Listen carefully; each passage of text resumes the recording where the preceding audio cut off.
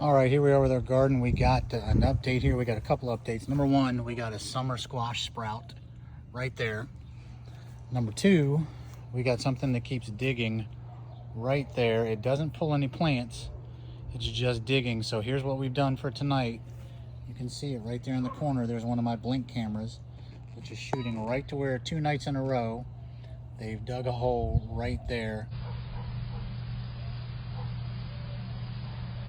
And I think it's probably a squirrel trying to bury acorns, but there wasn't anything in there. So we're going to use the blink camera tonight and see if we can see whether it's early in the morning or at night. I'm not sure. But we're going to see what's digging in our garden. Evie, what do you think, girl? Evie, what do you think, girl? What's been digging in there? Is it that squirrel you're chasing? Is that what it is? Is it a squirrel?